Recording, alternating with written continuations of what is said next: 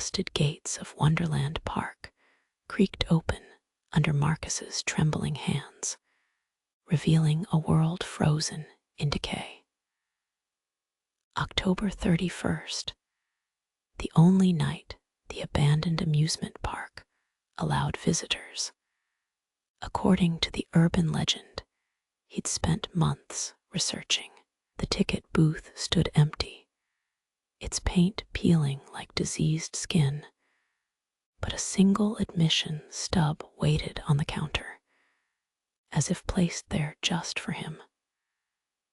Marcus had come seeking answers about his sister Emma, who'd vanished after visiting the park exactly 1 year ago. The police found nothing, no body, no evidence, just her car abandoned in the overgrown parking lot. The only clue was a crumpled ticket stub in her pocket and a single word scrawled on a napkin. Carousel. The park stretched before him like a cemetery of childhood's past. Weeds pushed through cracked asphalt, and the sweet smell of cotton candy mixed unnaturally with the stench of rust and rot. Broken light bulbs hung from strings like extracted teeth. Yet somehow, deep within the park, rides glowed with sickly illumination. The Ferris wheel loomed against the moon, its carriages swaying despite the still air. Each car bore a name, not painted, but carved deep into the metal. Marcus recognized some from missing persons reports spanning decades. Sarah Chen, 1987. Timothy Walsh, 1995. Roberto Cruz, 2003. And there, freshly etched on a red carriage near the bottom, Emma Harrison, 2023. A carousel's music box melody drifted through the fog, playing backwards and too slow, transforming the cheerful tune into a funeral dirge. Marcus followed the sound past game booths, where stuffed animals watched with button eyes that seemed to track his movement. The prizes hadn't aged. They looked new, waiting behind glass that reflected not his face, but the faces of strangers. The deeper he ventured into the park, the more wrong everything felt. Popcorn machines still popped kernels that smelled of formaldehyde. The fountain in the central plaza ran with water too dark and thick to be water. And everywhere, that backwards carousel music, pulling him forward like invisible strings. The carousel emerged from the mist, its painted horses frozen mid-gallop. But these weren't horses anymore.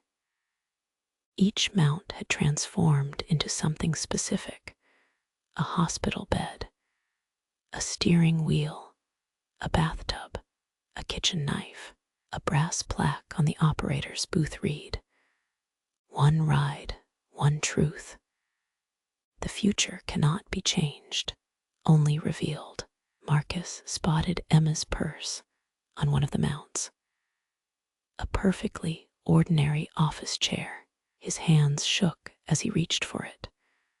But the moment his fingers touched the leather, the carousel lurched to life. The music accelerated, and the mounts began to spin, faster and faster, until they blurred into a kaleidoscope of death. "Step right up," a voice whispered, though no one was there. Every rider gets to see their final moment. Knowledge is the prize. Acceptance is the cost. The carousel's lights flickered in patterns that hurt to watch, casting shadows that moved independently of their sources. Each mount called to him with a different promise, Some whispered of peaceful ends, others screamed of agony. But all of them knew his name. The other rides awakened in sequence. The roller coaster's cars climbed invisible tracks, carrying transparent passengers who screamed silently at peaks only they could see. The funhouse mirrors reflected not distorted bodies, but future corpses, some peaceful, some grotesque, all inevitable. Marcus understood now why people disappeared. It wasn't the revelation that destroyed them. It was what came after. Those who rode didn't die immediately. They simply couldn't return to a life where every moment led inexorably to the end they'd witnessed. The park didn't kill them. It collected them. Through the fog, he saw them, the collected. They moved between the rides like custodians, maintaining the attractions with mechanical precision. Their eyes held the terrible weight of knowing, and their mouths moved in constant whispers, reciting the exact time and nature of their coming deaths, like prayers. One of them approached Marcus, a woman in a decades-old sundress.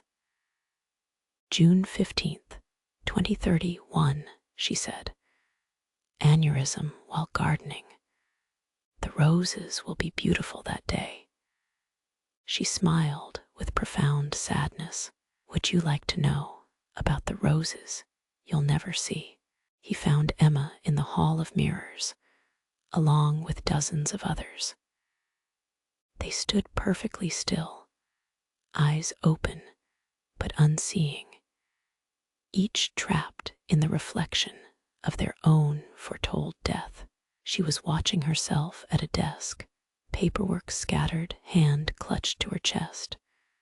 A heart attack at 35, 14 years from now. The mirror wouldn't release her until that future came to pass. "You can join her," the voice offered. "Take a ride, see your truth. Wait together in the knowing." The mirrors stretched endlessly in all directions, each one containing a person and their predetermined fate.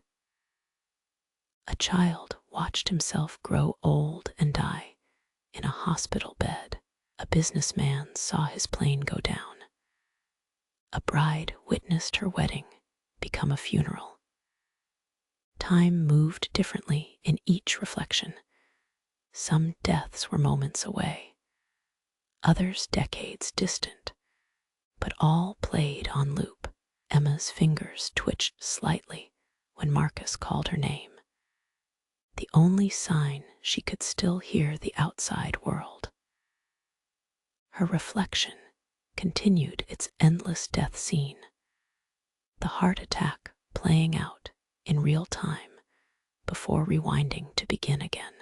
The carousel slowed, one mount stopping directly in front of Marcus, a hospital bed with his name already engraved on the rail. Beyond it, every ride in the park had transformed, each offering a different vision of ending. The Ferris wheel promised to show the view from his final moment. The bumper cars would let him feel the impact. The tunnel of love would reveal who would mourn him. Marcus backed away, but the park had already marked him. The exit gates stood sealed. A new text appeared on his admission stub. 1 ride minimum for departure. Choose your revelation. The rides waited patiently, knowing everyone eventually chose knowledge over ignorance. Even now, Marcus felt the pull the human need to know, to prepare, to understand.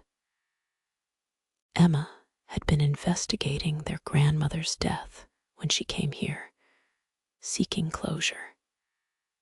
she found it, along with the terrible burden of her own future. The hospital bed mount gleamed under the carousel's lights, its sheets turned down invitingly. The name, Marcus Harrison, glowed in fresh engravings on the metal rail, and medical equipment materialized around it.